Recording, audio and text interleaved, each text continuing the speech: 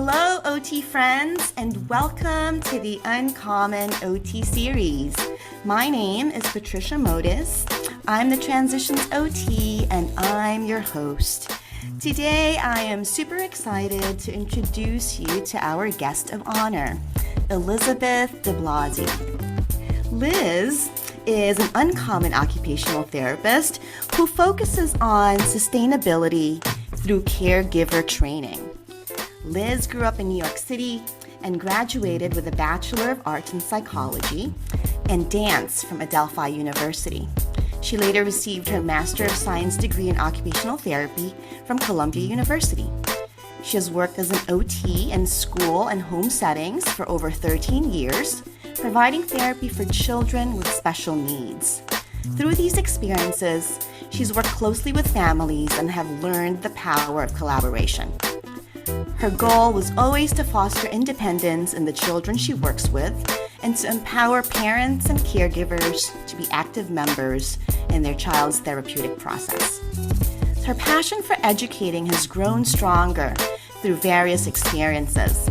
As an adjunct professor at Long Island University for 7 years, she gained invaluable experience in educating about sensory processing, behavioral techniques, and the therapeutic process. Educating others has invigorated Liz and allowed her to share her passion for OT in a truly meaningful way.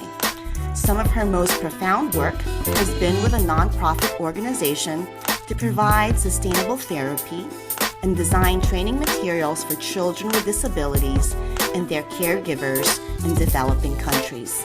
She has gained a wealth of cultural competence through these experiences, which continues to drive her professional practice. So without further ado, I'd like to present to you Liz DeBlasi. Welcome, Liz. Hi, Patricia. Thank you. Hello, I'm so happy to have you on the show and to have you talk a little bit about your uncommon OT work, particularly in parent caregiving training, and also with the work that you're doing in developing countries in terms of volunteerism. But before we delve into all of that, I'd love to have you tell us a little bit about your background, tell us a little bit about Liz. Yeah, great. Well, thank you. Happy to be here. A little bit about me. I think that bio is pretty explanatory. But yeah, so I grew up in the city. I was a dancer my whole life. Always had such an amazing passion for dance and still do. And so I started college as a dance major and then sort of, and I was like a girl from the city, just wanted to dance all the time. And then I just had a really real moment in college. I believe it was my junior year. I don't know if other people can identify with this, but I was like, well, what am I actually doing with my life? And so I became very, very interested in science, psychology. Through a bunch of events, I found my way to OT. And quite honestly, I think my first day of OT school, it still wasn't exactly clear what it was until it's interesting. We used to joke it's the other therapy. Yes. And once I really dove into the program, I had amazing experiences at Columbia. And once I really figured it out, because it was quite a road to figure it out for me, I really was like, wow, this is what I want to be doing. This is what I love. I think being an adjunct professor for me was really profound. I think I wasn't sure that I would love it the way that I did. I think I really just developed a good relationship with my students. I was really passionate about teaching. I would spend my whole day working with little ones for crazy hours all day working with my little ones. And then I would go to teach my students. Sometimes I thought I had no energy left in me, and I would just get in front of the classroom and felt really passionate about educating them and really passionate about wow, these students will be our colleagues at some point. And I just really want to send them out into the OT world in a really positive and responsible way. And I just was very passionate about it. Yeah. And then the other experiences, but I'm sure we'll get to that. Well, thanks for sharing a little bit of that about you. I can relate to both, right? OT school was a journey for me as well. and, not really also exactly knowing which way it would lead. But in the end, it really did, and reflecting on it now, you kind of see the signs clearer, right? Even though back then there were not signs at all. They were just kind of obstacles or hurdles.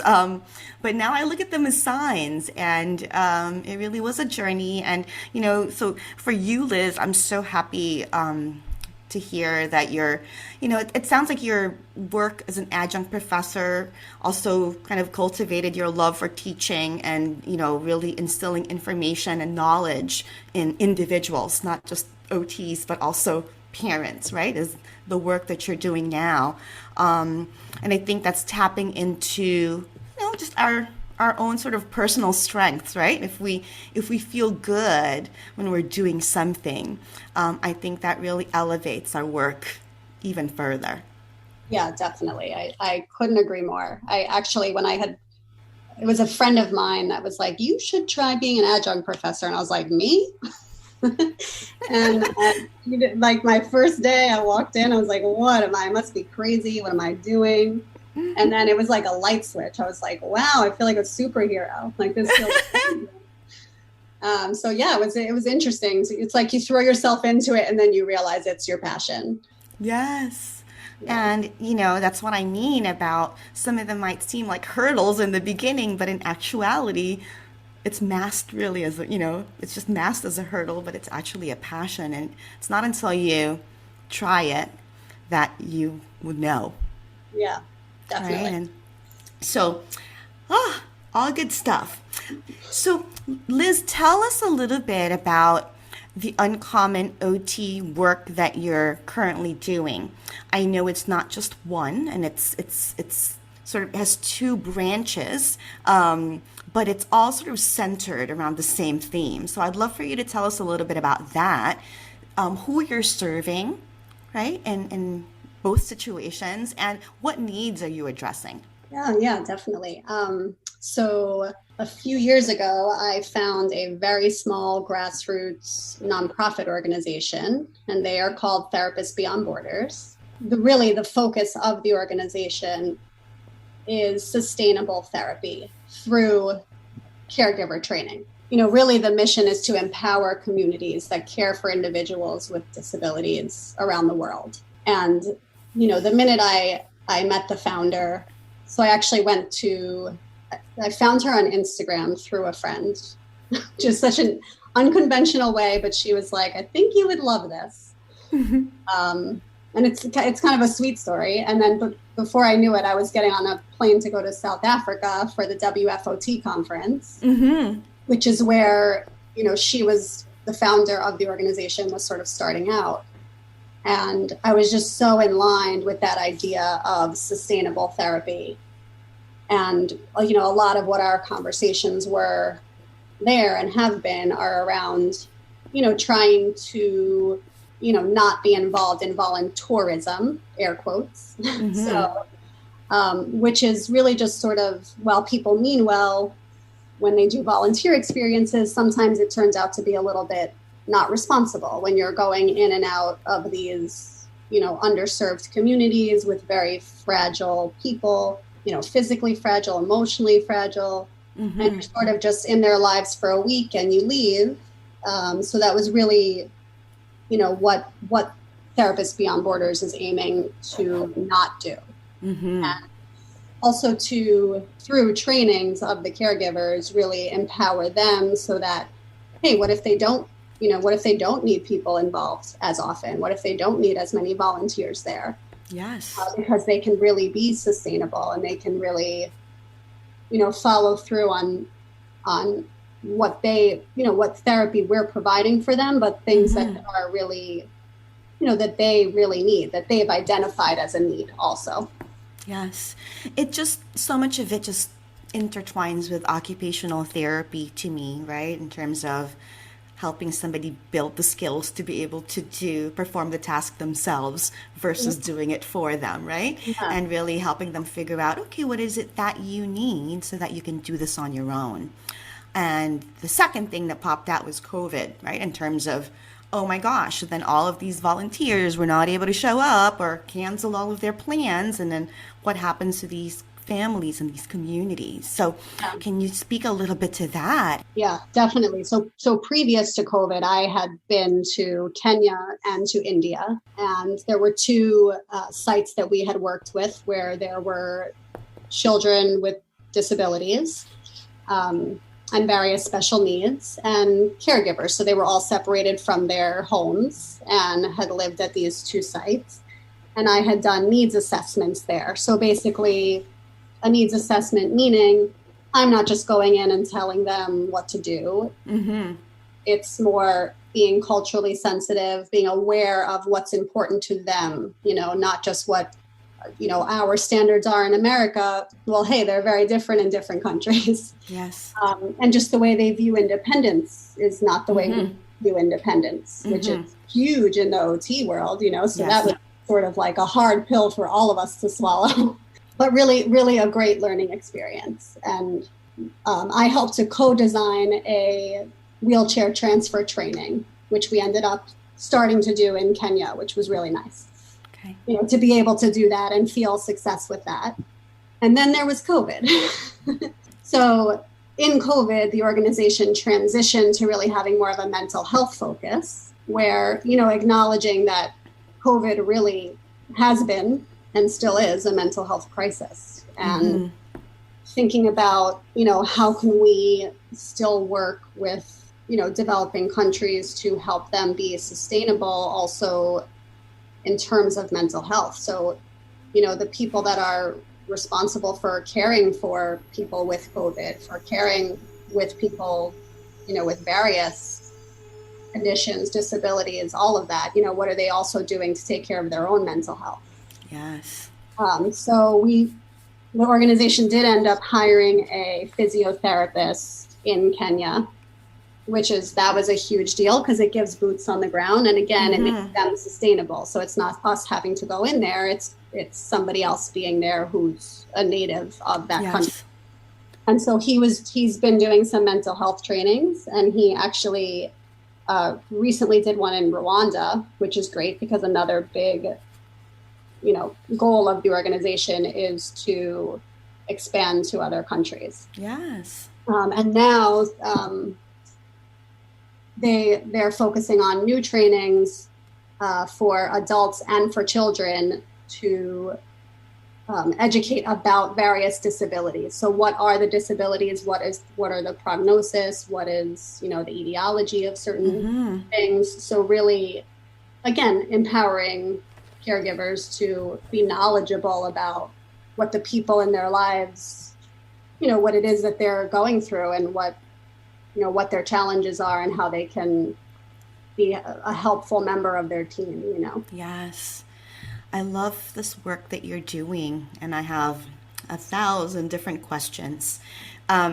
First, I guess just to kind of set the stage clear for our listeners. So you've worked in developing countries, Kenya, India are examples. So when you go into these countries, who do you serve? You mentioned children and families.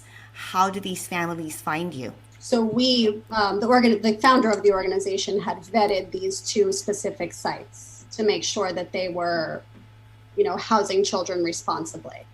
Because unfortunately, there are a lot of places internationally that don't. So she did the work to vet the sites.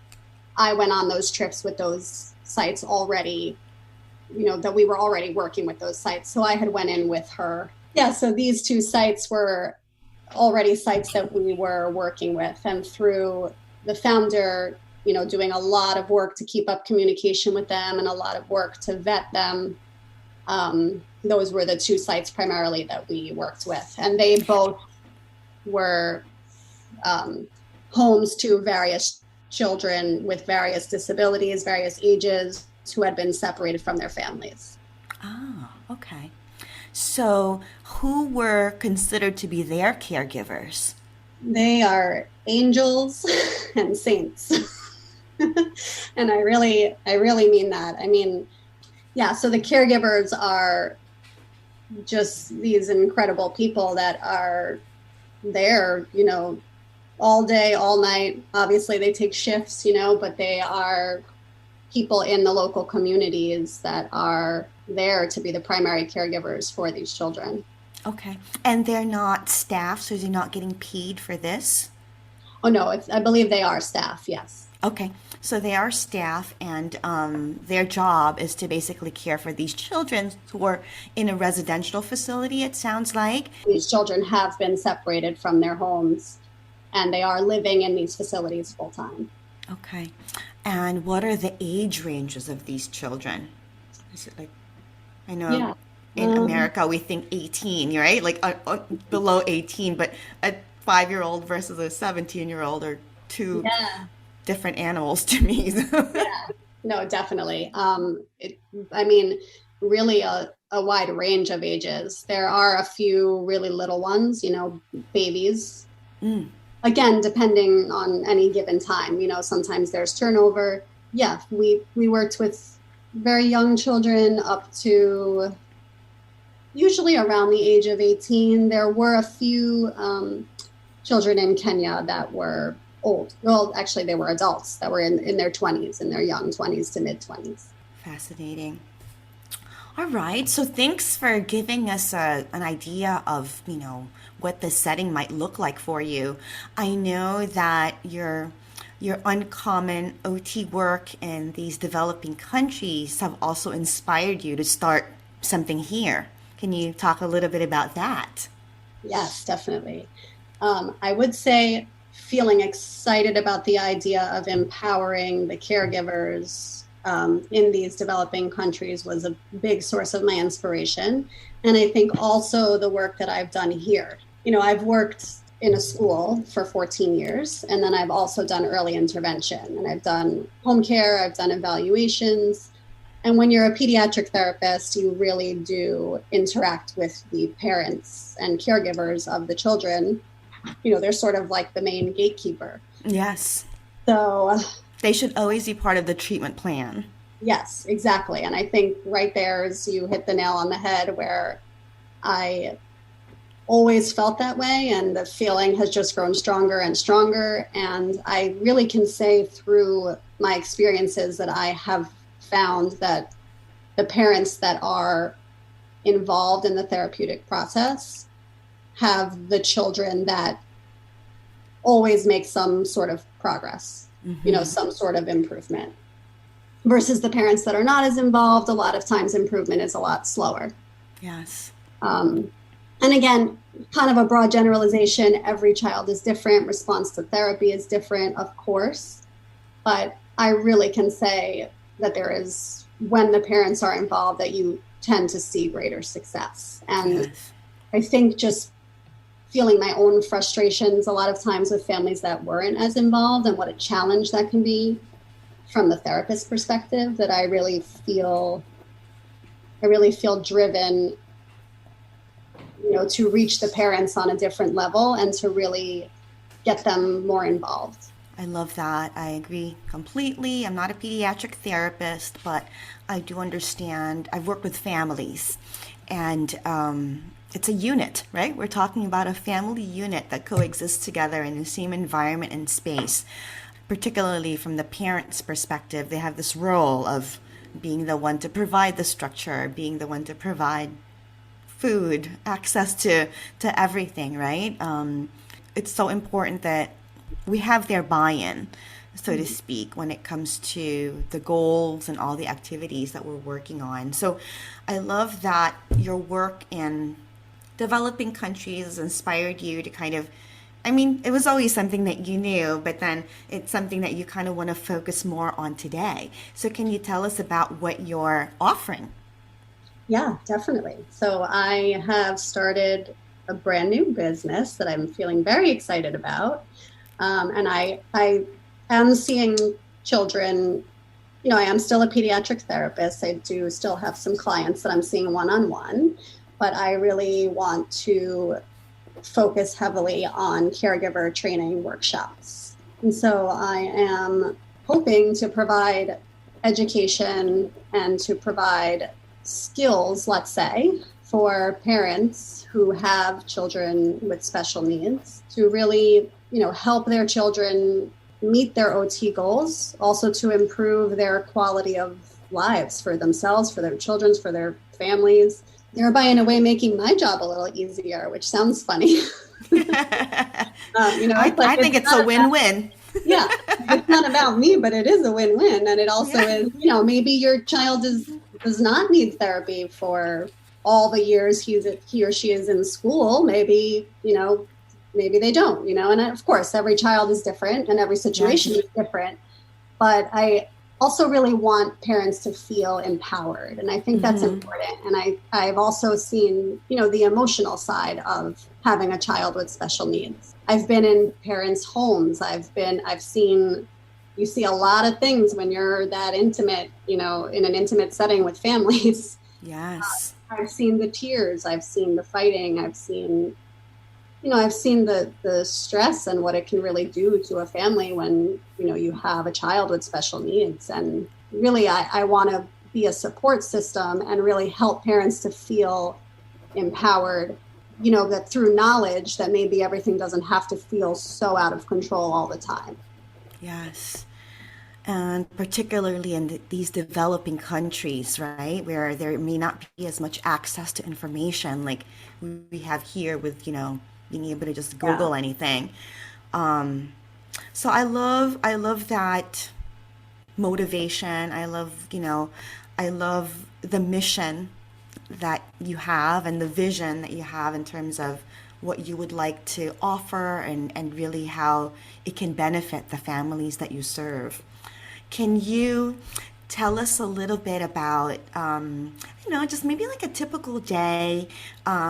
I know that we're talking about two different things, but maybe touch upon each of them. Like, what would we see in a typical kind of caregiving training or caregiving information session that you hope will be sustainable over time, right? Or after that moment that you do that training? Yeah, that's a great question. I think depending on amount of time of the training, I think I want to, be realistic that parents are often spread thin. So really ideally doing a training maybe for an hour and a half max. And I think with that amount of time, just because of how in depth a lot of, OT practice areas are and a lot of things that we specifically deal with, it's like you can't explain it in 5 minutes. Yes. And you want to leave time for questions too, right? Definitely. And I was going to say that's also so important because you could just throw all the information at someone and then be overwhelmed, or you can take a step back and give small bits of information at a time and really help them to digest the information and ask questions and, really just be more clear on what it is that you are, trying to educate about. So I think that being said, really trying to focus my trainings on one subject at a time, so it's like we all know, or at least in the therapy world, sensory processing, right? And it's something that's just so massive. It's like many, where do you even begin? Yeah, exactly. But those are also big words, right? Like sensory processing. What does that mean to a lot of folks who don't have the clinical training who definitely. Yeah. And when you're talking to parents who don't have the training and probably already feel overwhelmed, I think just being really in tune to how you give them the information is important as well. Yes. Like, okay, let's really do baby steps so that you can wrap your brain around this, because I've been doing it and talking about it for years. That doesn't mean, for me, I can talk about it all day long, but I do acknowledge that it's something that's not the easiest thing to understand a lot of times. So yes. Really trying to go one topic at a time, hoping to do, and obviously whatever parents would find that information meaningful, depending on their own child, I would hope that they would join workshops that feel relevant for them. Yes. And I also really love the idea of building community too. So, even having parents see that they're not on an island by themselves dealing with these stressful things. So, there's other parents out there that, have children similar to mine, or have, the same thoughts and feelings that I may have, so hopefully allowing them to communicate with each other too could be helpful, and to, could make them feel a little bit more supported. Yes. So that sounds really powerful. You're kind of creating this very safe space for folks to ask questions, for folks to, just bring up any types of concerns, right? And what a great position for an OT to be in, because you have the lens required for such a thing. Like you're assessing the child's needs, but then you're also assessing where the parents or the caregivers are at, right? Yeah, And I love that you used the term safe space, because I really do want them to feel that. I want them to feel that, like, that they're heard, that they're understood, and again, they're not just dealing with this on their own. Yeah. And no one's judging, right? Because I feel like in my work with parents, they're very reluctant to ask questions because they feel like they will be judged based on, I don't know, how they ask the question or why are they even asking the question. So I always preface all of my groups with that. Every question is a good question. Don't, if you're not even sure about how to ask the question, just start, just try. And then we'll get there together. Yeah. It's sensitive stuff. It's vulnerable stuff. It's like, it's people sort of putting themselves out there too, and not wanting to seem like they don't know enough, or not wanting to seem like, they don't have everything all put together every day. And in reality, none of us do. So it's true.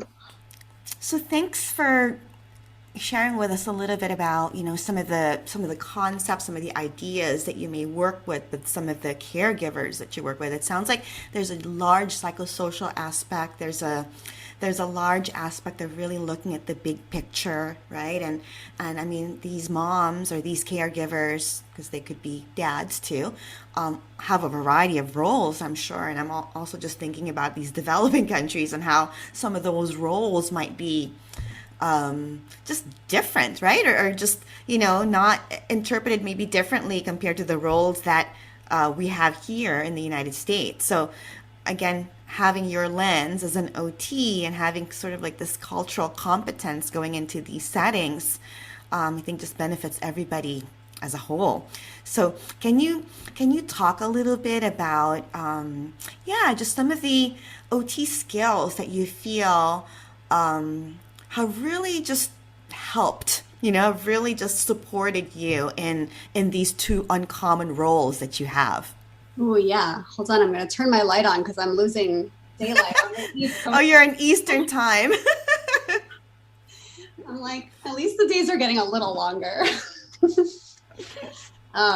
What are my skills was the question that I'm Like, what OT skills can you think of that really stick out, that you think have really helped you in both of these uncommon OT roles that you have?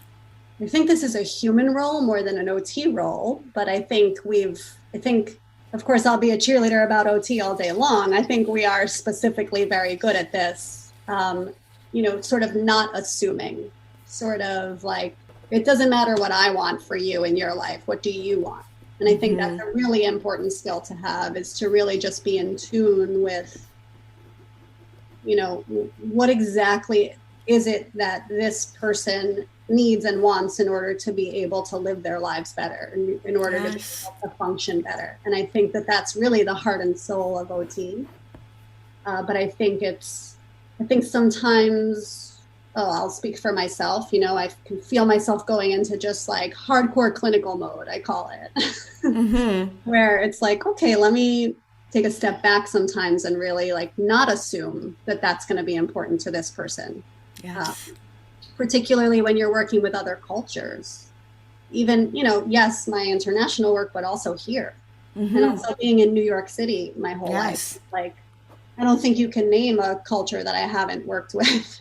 So I think being really in tune with cultural differences, and again, not assuming that you know what's best for your client, and really just doing like the investigative work to say, like, how can I really be a good therapist for this client? Yes. So I think, yeah, I love that. I love that highlight in one of our, really special, I think that's one of our sort of secret sauces, is our ability to really look from the client's lens, right? And put ours aside, but that takes some time to really refine, right? And to really feel comfortable. And it sounds like you're in that place. So I congratulate you on, yeah, just being in this place where you feel like you're doing really meaningful work, right? And work that you feel is really impacting not just you as a person, like, something that's intertwined with your values, but also impacting communities, not just of today, but hopefully, as this community progresses into the future with the sustainable training that you're providing them. yeah, definitely. I think I'm trying to think about a second skill too. Um, I'm like, oh no, there's so many. And I don't mean that like, I know everything, but I mean it just like my experiences have been so vast, which is amazing. Yes. But I think because I really do heavily focus on a sensory processing model, on a sensory-based therapy model. And I say that because I really think, and again, we won't explain what sensory processing is because we don't have enough time. But we can add a link to our show notes that has a little info on that. Perfect. But yeah, so I really do believe in a sensory approach. And I think I've sort of really learned how to use a sensory approach regardless of equipment in a way where I've been in many environments where I don't necessarily have all the beautiful sensory equipment that I want to give a child sensory input, but yes. I have become, pretty good at figuring out how to do that without the fancy equipment.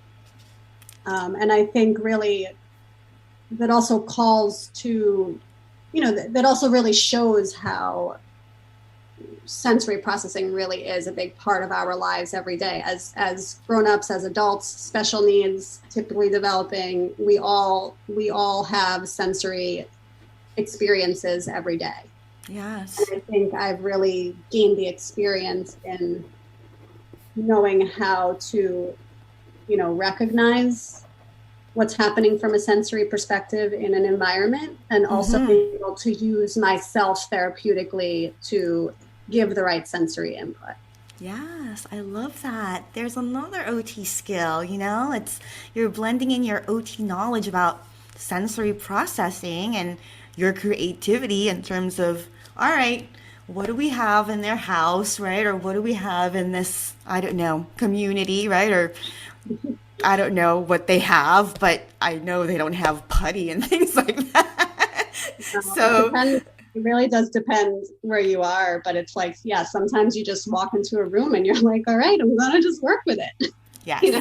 And it's everywhere. It's everywhere. It's everywhere where you're just kind of like, oh, all right, I'm just gonna figure this out and just get creative.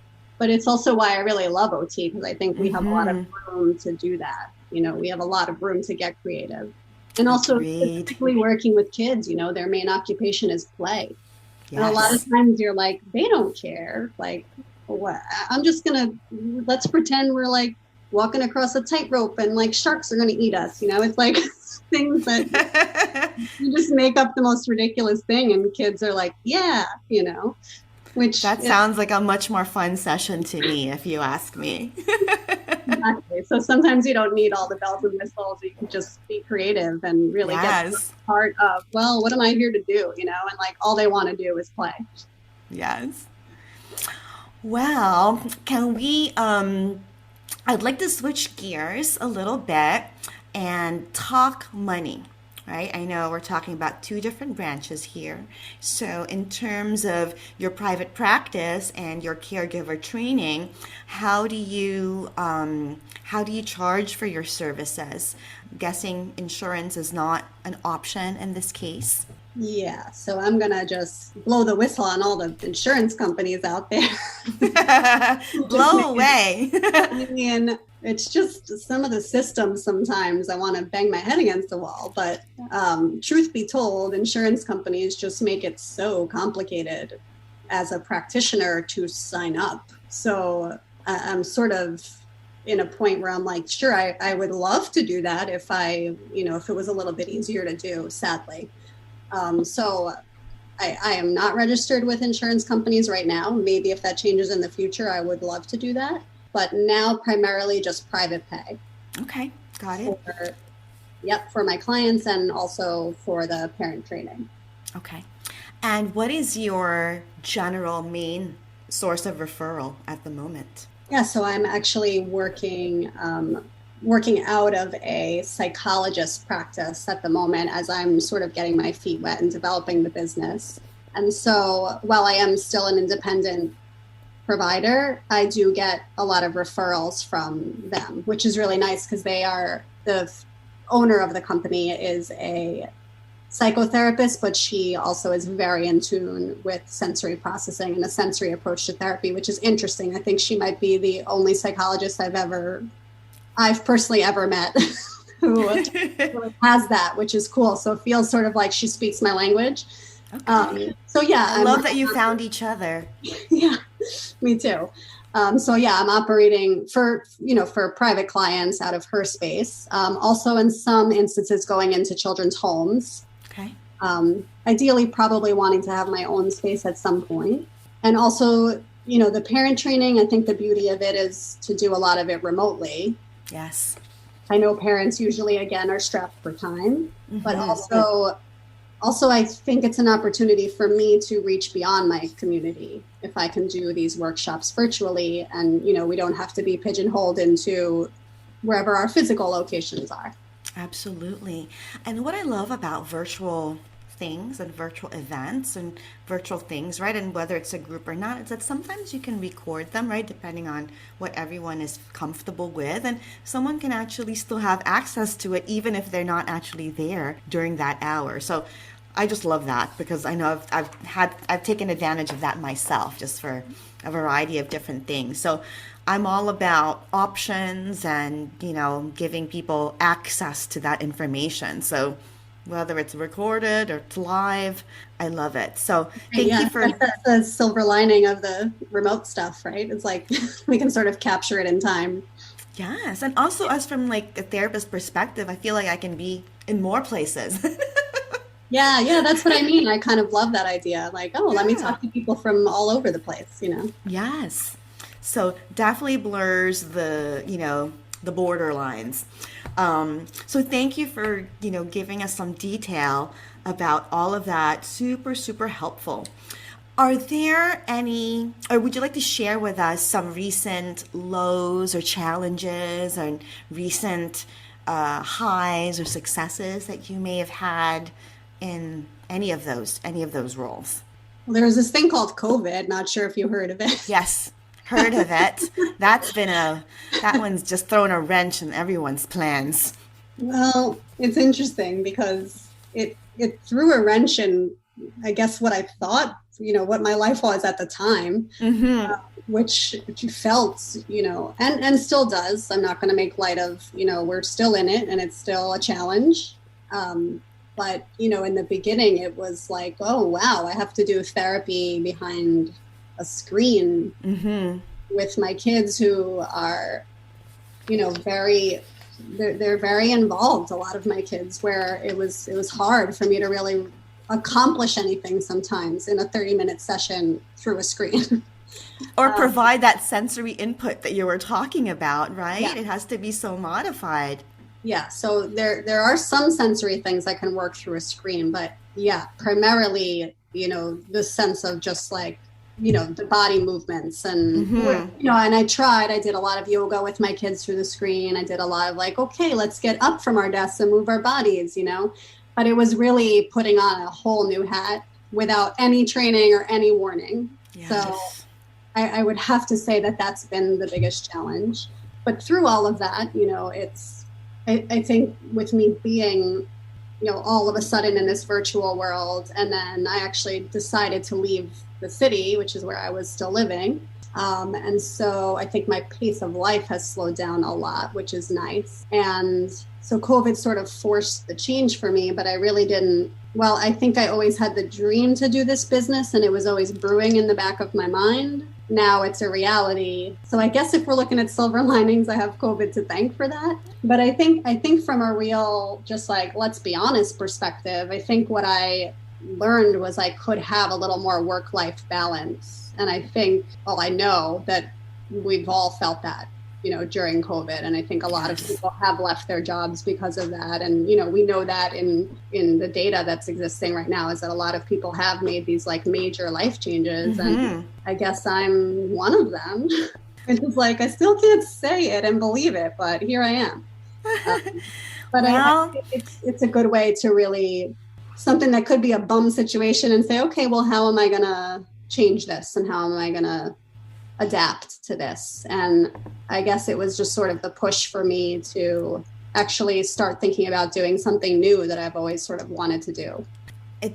I love that you've pivoted, right? You pivoted based on the circumstances in your life, the society's circumstances, right?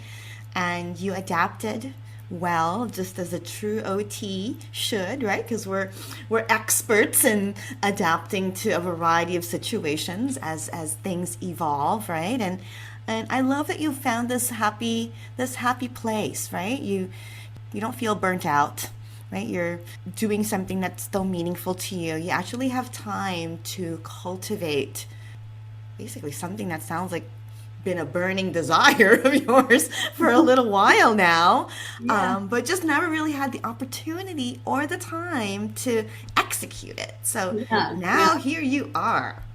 Yeah, and I think really primarily the biggest challenge, the biggest hurdle is the fear, right? And I think we all feel that when you go from, I was employed in a school for almost 14 years now, and when you just have like on a very like real level, like a steady income and, a place that you report to every day, and, people around you and just this whole system that you've become part of for so long, it's very jarring to enter something that's completely different from that. And I think the challenge is fear, I guess, just like fear of failure, fear of like, and imposter syndrome, which we all have on some level, like do I have this knowledge? Can I do this work? Can I actually be, start my own business? Like, the little voice in your head is like, what are you, crazy girl? Yeah. Like you said earlier, who, me? What are you talking about? Exactly. I think that's perfect. I've had a lot of those like, who, me, what moments. Yes. If that makes sense. I had one of those recently, but I want to know, how did you talk back to this fear and to this imposter syndrome? What advice do you have for our listeners who have these silly voices in their heads speaking to them too? A lot of reading and a lot of talking to other people who have done that, have been in similar situations where they were walking into something that felt so scary and uncertain. Mm-hmm. And I call it like the jumping off a cliff. And then what I remind myself is that I have a parachute. So I'm jumping off a cliff, but oh wait, I do have all these skills. And oh wait, I do have all these experiences, and I do have a pretty good network of people in my life. And I think just being willing to fail and just being willing to, not saying that you will, but just knowing that, okay, well, if I do, is it really the worst case scenario? Is it really the worst thing? Or like, can I pick myself up pretty easily and try something different? Yeah. And I think when you approach it with that feeling of like, okay, well, if it doesn't work, it doesn't work. But a really meaningful tool that I've also used is journaling, where I force myself to write down the positives of this big change. And I think that anybody can, anybody that's gone through this, and I guess this is good advice for somebody else that I have found helpful. And of course I have the pros, the negatives and the cons and all the things like, the nasty. Those are the voices. Yeah. Right. So I try to ignore those and I just say, okay, well, let's look at just the positives. And there's something for me about physically writing them down and spending that moment just myself with a journal and a pen in my hand and just writing down those things like in a list format. And then I've actually been reading them every day. So I will just go back to that. So it almost becomes like affirmations, but just going back and looking at, oh, right, this is why I'm doing this. And these are the positives. And, everything will have negatives, but let's just focus on the positives and really be in the moment as if everything that I'm going to gain from it, I'm already living. Mm-hmm. I love that piece of advice. It sounds like a really powerful exercise, and then you're building it into your routine. And I think that's the power. That's when affirmations become really powerful. It's when it becomes part of our routine and it's automatic, right? But that's such great advice. Are there any common myths or misconceptions that you would like to call out about any of the uncommon roles that you currently have? Yeah, sure. I think when you're in private practice, I think sometimes there's another nagging voice around your rates and what you are charging for your services. And I think sometimes, you need a second to remind yourself of what your skills are and of what your, quote unquote worth is. Knowing that when you have your heart and soul invested in this therapeutic process with the family, that it's okay to make a living. It's okay to name your rate and stick by your rate because it's a lot of work. And we have specialized master's degrees. We have a very specific training and very specific, in a very specific niche in a way. I think just being really clear with setting, okay, this is my rate and I know why I'm charging this. And, I also do need to make a living. And I think that there's value in naming your price and sticking to it in a way. Yes. And it's challenging, sometimes it's like, oh, am I charging too much? Again, those are just like those nasty voices in your mind. Yes, the ones that need to shut up. Right, exactly. I think that's really, I think we can have the power to say like, well, this is what I charge for my services and period. Yes. Yeah. Thank you for sharing that. It's something that a lot of, I guess, non-insurance based entrepreneurs, OT entrepreneurs are really kind of, torn about, right? I mean, we're helpers. So our idea is to help, and where we are trained, we're typically not charging like that for services, right? Yeah, a lot of people in like healthcare fields say this too, like we are viewed as healthcare providers. Doesn't mean that we don't need to collect a paycheck and still go home and support ourselves and our families, right? So it's like, yes, of course, at the core of my being, I am a caregiver, 100%. But right, it's like, I think that that's a common thing is like, oh, but if you're a caregiver, then you just necessarily volunteer that your services, or you don't charge a lot because you're a compassionate person. And of course we're compassionate people and we always will be. Well, I love the work that you're doing. Thank you so much for spending this time with us. If we were interested in getting in touch with you, if you're interested in doing volunteerism and developing countries as an OT or as an OT student or even another healthcare professional, right? How do we find your organization and how do we get in touch with you for questions and just insight and knowledge? Yeah, great. So the nonprofit organization is called Therapists Beyond Borders. And so it's therapistbeyondborders.org. And they're also Therapists Beyond Borders on Instagram. And I would definitely, tell therapists to keep their eyes open for future volunteer experiences, which is really exciting. We're hoping to, grow our volunteer base. And I just would encourage everyone to just follow along with the journey. Funding is also really big for the nonprofit. So, we're always welcoming donations, always looking for funding partners. So yeah, that's Therapists Beyond Borders is that, that's the handle. That's where you can sort of keep in touch with everything that's going on there. And then as far as my business, my website is sensory-wise.com.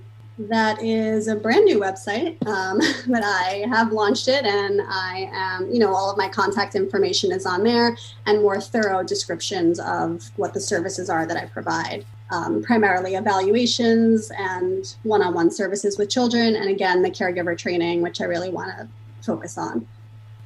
So congratulations on launching your new website, your new business, and particularly with bridging that with the humanitarian work that you're doing in developing countries. I see a common theme in both of them, and obviously because that's where your passion sort of draws you. So congratulations on being able to do both. And, to me, that means that you're spending your time most of your time doing something that is really meaningful to you. And again, that's just a win-win situation for yourself, for the clients that you're working with, the caregivers or the parents of the clients that you're working with, and everybody at large. So congrats on that. And again, thank you so much for spending this time with us.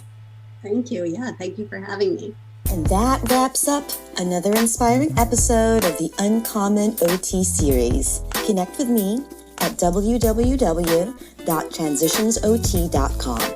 And don't forget to sign up to be part of the Transitions OT community. By doing so, you'll receive my latest compiled list of uncommon OT practice settings, the latest news on mentoring offerings, uncommon OT live events, non-traditional OT resources, and more. You may also follow me on my social media pages on Instagram and LinkedIn.